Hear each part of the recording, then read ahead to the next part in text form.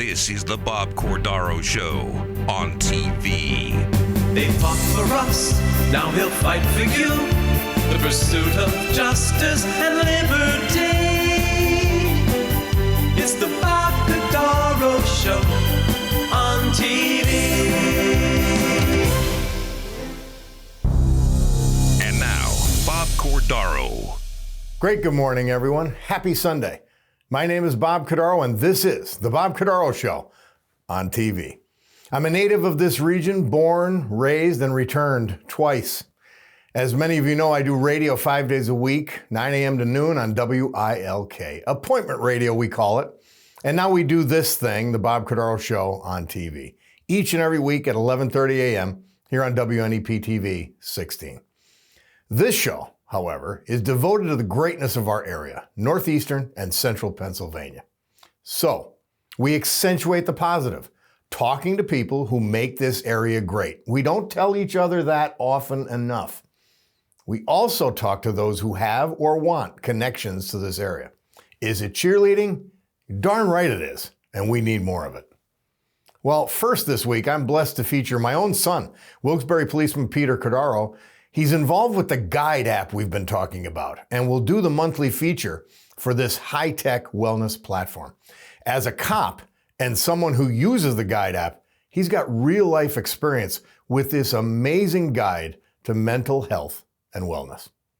Then, our Power Brunch Player of the Week is John Mikulak, a renowned documentarian who makes this area home. He has conceived and produced documentaries that have received awards, accolades, and critical acclaim. He's currently working on a local product, which is how he came to my attention.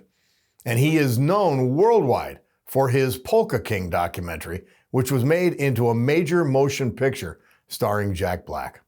Let's find out how and why he makes these films. Lights, camera, action. So, with the help of God, our families, and each other, let us begin. Congressman Dan Muser has made his mark in Washington, D.C. and Pennsylvania as a member of the Financial Services and Small Business Committees, with offices to serve you in Tunkhannock, Bloomsbury, Hamburg, Dallas, Lebanon, Berwick, and Pottsville. Each month we do a feature with the Guide app. It's a wellness and mental health platform. And this week, I'm pretty happy to honor and bring my son, Peter Cordaro, on, who's a Wilkes-Barre policeman, was a Marine reservist, did the boot camp, the whole thing.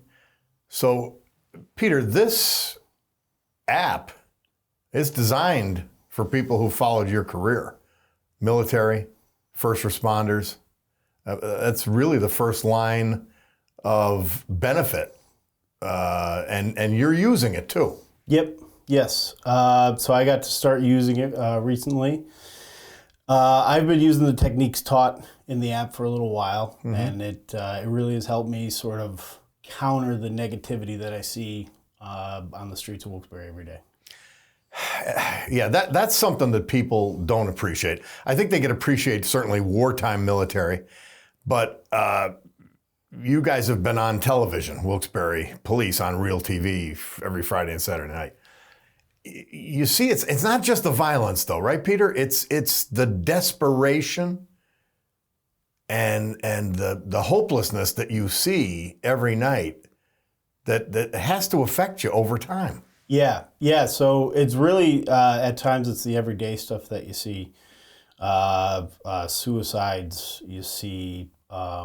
Taking kids away from their parents, arresting their parents in front of the entire family, sometimes wrestling with the father who beat the mother in front of the kids. And it could really take a toll on you. We see sort of the underbelly, the unseen underbelly of society, right? It's right next door, but it really goes unseen unless you're getting called there. And it can take a toll after a few years of seeing it every single day, 8 to 16 hours a day. It really can take a significant toll on you if you don't deal with it appropriately. So and let's talk appropriately. The Guide app. Yep. The Guide app. You told me that there was a couple of the techniques that you lean on and rely on a more consistent basis, plus the journaling. Yes.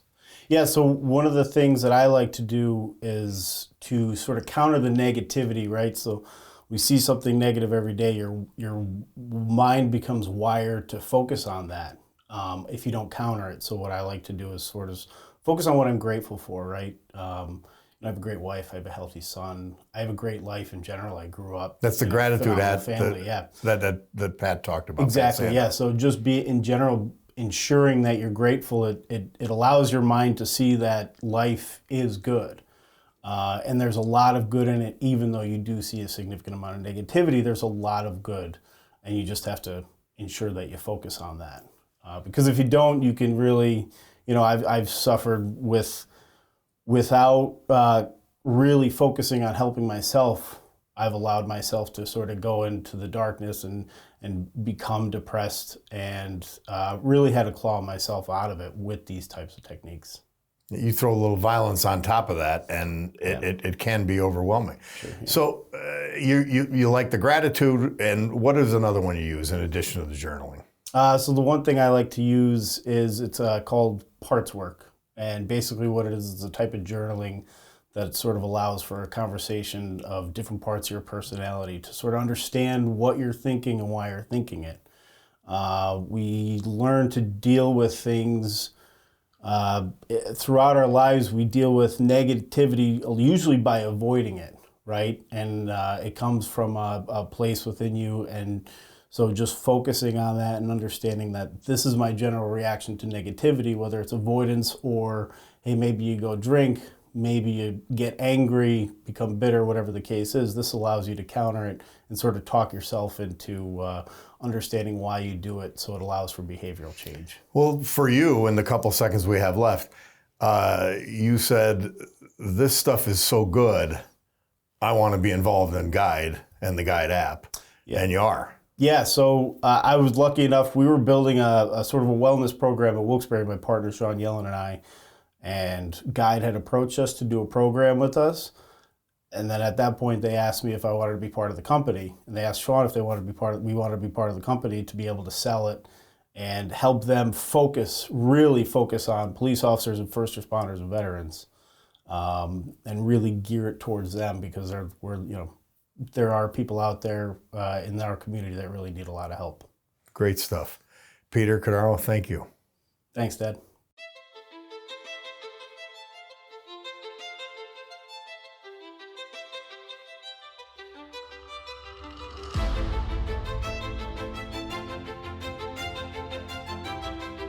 Road Scholar Transport, a higher standard. Our Power Brunch Player of the Week this week is John Mikulak, a world-renowned documentarian who he's doing a local project now, and that's how he came to my attention. But he's done, as I said in the intro, projects all over the place and of all different kinds. But he's found his niche, and he's with us today. And John, welcome. Well, thanks for having me, Bob. Let's first talk about John Mikulak. Where were you born? Tell us a little bit about your background. It'll take up your whole show. I was born in Toledo, Ohio, but my dad, I was kind of a corporate brat. We moved around like 9 times. I lived in Minneapolis, Minnesota, New Jersey, Denver, Colorado, Nashville, Tennessee, Indiana. Ended up in Manhattan for years.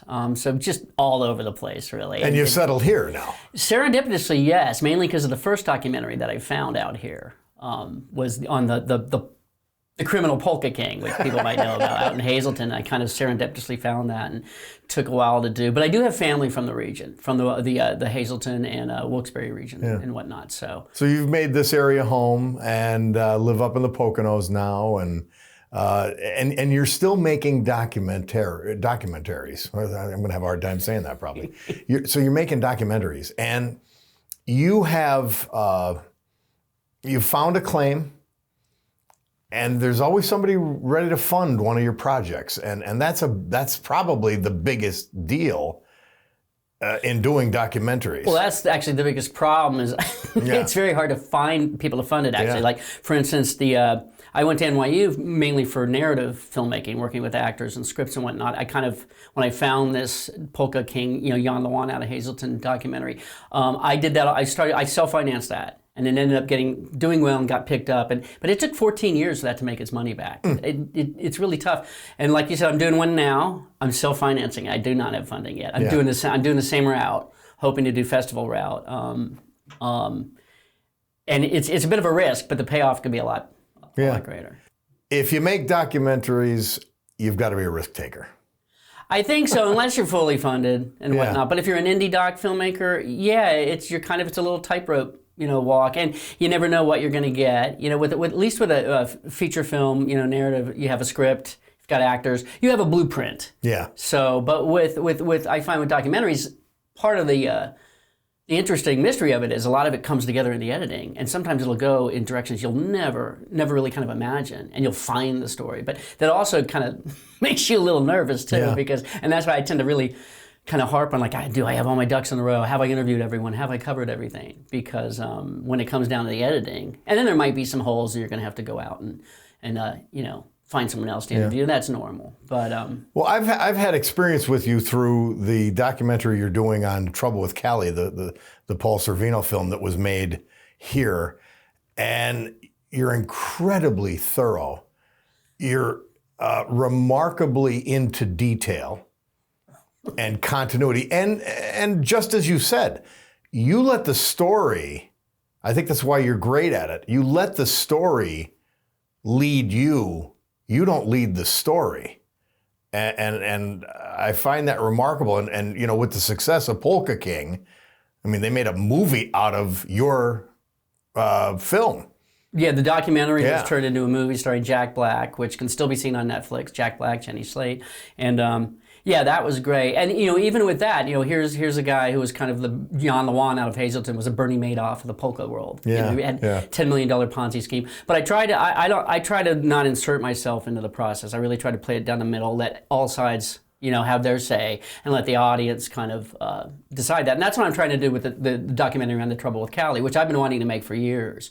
And just things finally kind of fell in place. And you were gracious enough to give me a very detailed, as you say, thorough interview over the course of 2 days. I don't think I had a choice. No. You just start asking. But, but that thoroughness, that attention to detail, that setting the scene that you do so well makes your documentaries work. Well, thanks. I like to do I'll do pre-interviews, like even a lot of shorts I've done that have won, a couple Emmys and Addy Awards. I did a lot for PBS. And I like to do, I'll do background on the person, I'll do pre-interviews, kind of so when I know going into it, what to talk about and what to ask. And I try to know as much about the subject or the person as I can, so that I can at least ask interesting questions, And something, with The Trouble with Cali, that story is there's so many facets to it. There's the attempt to, establish a film industry in the area, which you and Paul were trying to do. Then there's all the political intrigue that, when things started falling apart, and you've got to cover that. And it spanned a course of 9 years. So there's a lot of research there to try to cover, and you still want to do it in an entertaining way. Yeah. And then beyond that, there's just really wild characters. I mean, you've got the Sorvino family. You've got Chris Kelly, kind of the yin and the yang. I mean, I love also character-based. I don't really like issue-based documentaries, or at least doing them. I mean, this is still, even though there's issues involved, it's still very much character-based in my opinion. Sure. Which I really love. I love kind of, just characters. So you started with Polka King. Yeah, that was the first documentary. I mean, that's a heck of a start. I kind of lucked out because I had no idea what I was doing in the beginning. I really. So you hear about this character, Jan Lewan.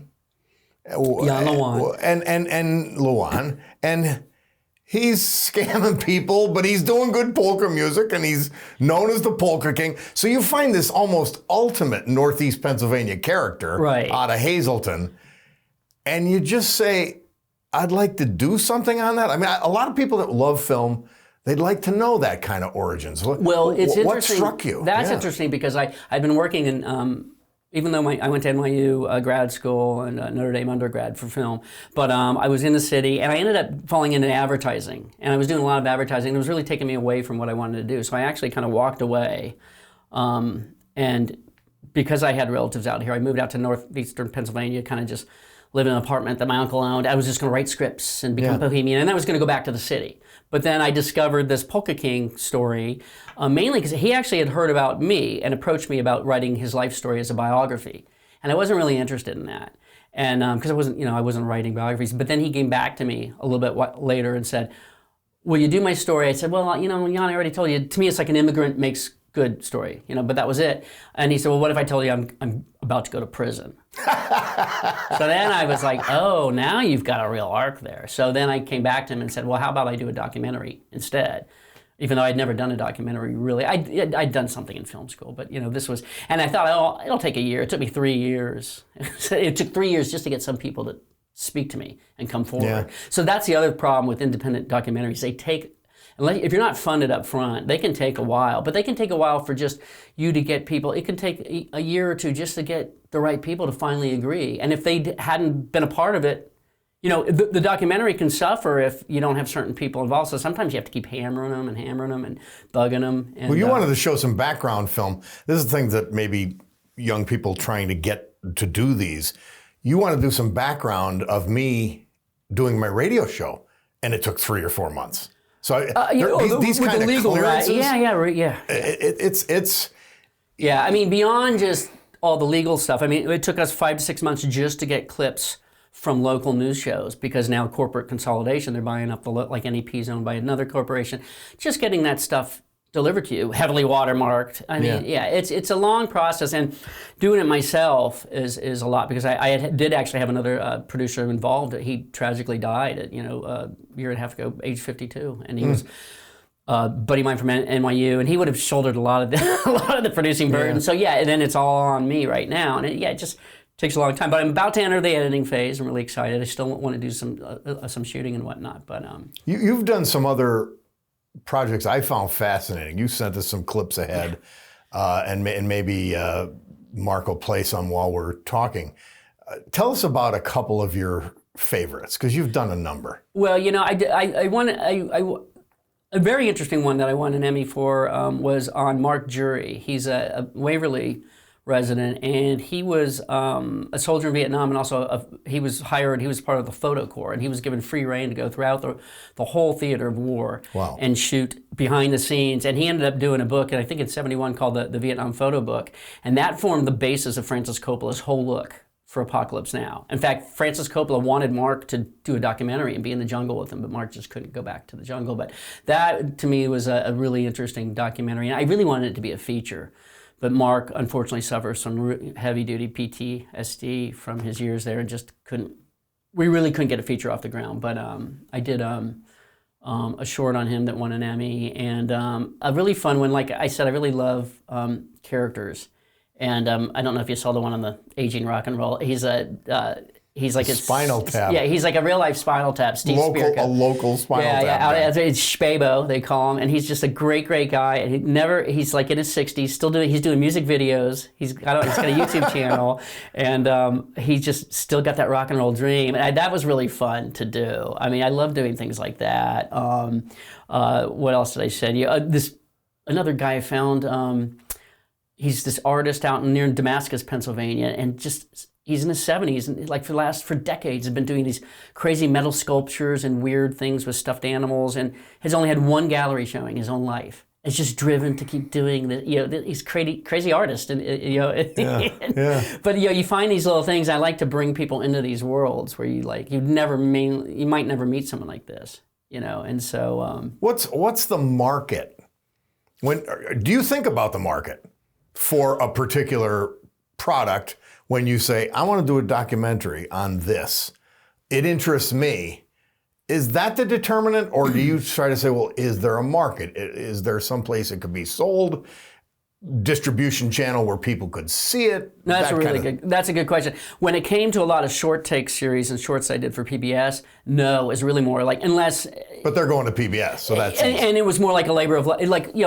Do I think is it going to be interesting? But I kind of want to be interested in it myself. I was assigned a couple things, but that was it. Pretty much it was like, bring us an idea, pitch it. If we like it, run with it. But when it comes to something like the Trouble with Cali documentary, I just have too much time and my own finances involved in this to not want this to sell. And I do think it, because one of the goals is also to get the original movie, Trouble with Cali, which is just sitting in the library right now, to get that released along with it. I mean, I've spoken to Netflix, and they're aware of the project, and the whole goal is to get the documentary picked up, but also the movie, and then a lot of people can be made whole that way. And it'll free the film, because I think it could really have life as a cult film. I really do. Yeah, I think it can be enjoyed in a different way. Yeah. So we'll see. Campy and silly and whatever. Well, it's a little over the top and everything, but I just think, if people can have fun with it, it's just like, I think, and I know there's a group of people out here who really love it. So you just have to look at it different. It didn't come out as intended, as everyone will probably admit. I mean, but it still should be out there. Let's get it out there. That's been my goal for years. It certainly is a story. There's no doubt about that. The whole story. When I tell people, from outside the region that this was done, Paul Sorvino made a movie in Scranton, and they're like, what? Nobody knows about With this daughter story. Mira. And Mira was in it, and people are like, why don't I know about this? So that's my goal. It's like, well, I'm going to tell you about it. And it's not only that, but just the craziness of the local intrigue and all that. It's a fun story all around, I think, and interesting. Well, so let's go back to the Jack Black project. Yes. Polka King. Yes, the movie that was How made. do they approach you? How did they approach you or discover that you were doing this documentary or see it? Good question. Well, it's interesting because that film, it's based on the documentary The Man Who Would Be Polka King, which started actually as part of the Investigators series on Court TV. Now it's True TV. But then so there's another version, actually, a shorter version that was... and that's how we got the money really to fund the feature version. We made a deal with them that we'd be allowed to do our own indie feature and let it fly. So they were like, okay, fine. So that indie feature version played film festivals around the world and did well. Netflix. It's almost like an American Greed type thing. The Investigators series kind of, yeah. But then that was more like kind of a TV thing, had a whole different narrative and everything.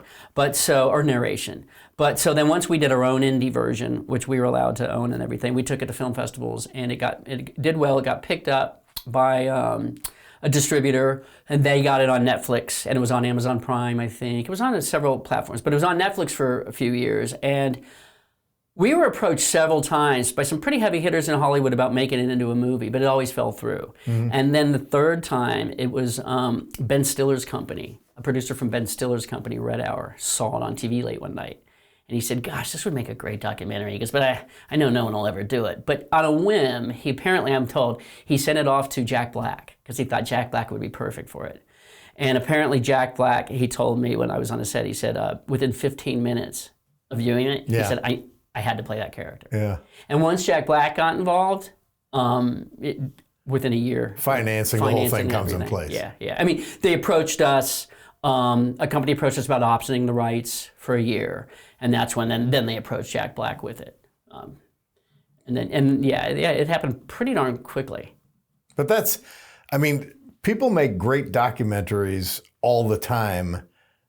That doesn't happen. No, I think it's rare. I forget, and I don't think I'm totally right on this, but I think there's only like 10 or 12 feature films that have ever been based on a doc. I could be totally wrong about that. I looked it up a while ago. But yeah, it doesn't happen often.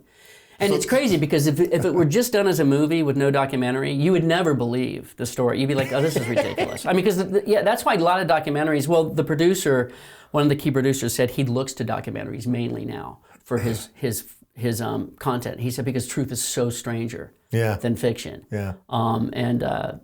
That's with the Polka King being friends with the Pope and payoffs to the Vatican and just all this crazy, you wouldn't believe it. Amazing. So I think a lot of people are going to want to go out and watch that again. The documentary right now, unfortunately, is not on Netflix. Although I just heard someone pirated it. It is on YouTube. So if you could, but I am looking to get it back on with a distributor. I've just truthfully been so busy with this the Trouble with Cali documentary. I just have let that lapse a little bit, but.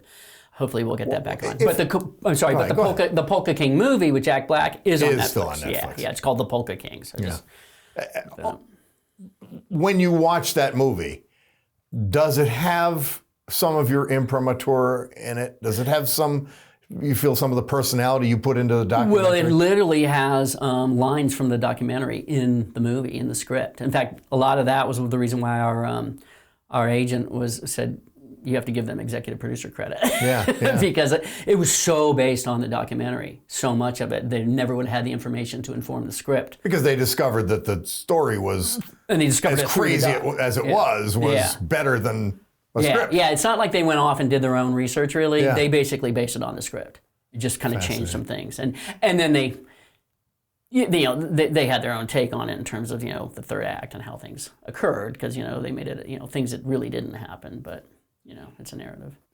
Do you feel as your career has developed, you've gained patience or you've lost it? I think I have the same level of impatience. It really drives me nuts how long things take. But having been through it so much, I understand, especially the Polka documentary took 3 years. I thought this could take a year, but now I think hopefully I'm going to be done by the end of the year. That's going to make it 2 years. With the Trouble with Kelly thing, I mean, already time really flies. Yeah. And it's just, the average, I think I read once, the average indie takes about 3 to 7 years. I mean, there's a documentary on HBO I saw recently called The Anarchist, which it took this guy 6 years to do, and it's brilliant. So, I mean, 6 years, God love him, because that would drive me insane. What advice would you have for a kid in high school, a kid in college, a kid in film school? They have an interest in film. They have an interest in making movies. What advice would you give them? Well, the thing that's so different. And it may not be kids, by the way. Yeah. It might be people that are a little older and say, all right, I've had my career. I'd like to do something with film. Well, Everybody has that dream. The great thing is now, the process is so much more democratic, because the equipment that you can get at such an affordable price that can make we're shooting with DSLRs that are shooting IMAX quality films, in a camera like this. Whatever a DSLR 4K, is. DSLR. Well, yeah, small camera. a small camera. Yeah. But the great thing is, you can get a lot of equipment and you can really make high quality images. I would say, if you're not in film school or whatnot, there's plenty of online courses or just even YouTube tutorials. Really focus on lighting and writing and, the acting. That's, I think, one of the biggest, if you're doing, narrative, I think acting is one of the biggest problems when you see amateur or student work or just indie stuff. The acting will always give it away. But in terms of documentaries, get a camera and make sure you know how to do sound. But other than that, just find a really great subject and you can do it a one man. I mean, there's plenty. The Mark Jury one, the Vietnam photographer. I did that all on my own. One man band it and won a Mid-Atlantic Emmy. So I mean, you can do it. And when I was young, you had to shoot on film. You had to have a big, you had to get it developed. It was way expensive. Now it's, it's at your fingertips. It can be done. Yeah. Well, John Mikulak, thank you so much for being with us. It's a fascinating process. I'm looking forward to Trouble with Kelly coming out, and I appreciate you talking about it. Thank you, Bob. All right. Well, that's it. I enjoyed the show. I hope you did too. We'll be back next Sunday, 11:30 a.m. WNEP TV 16, The Bob Cordaro Show on TV. Thanks for being part of the program. You've got an appointment every Sunday morning at 11:30 right here on WNEP TV, The Bob Cordaro Show on TV.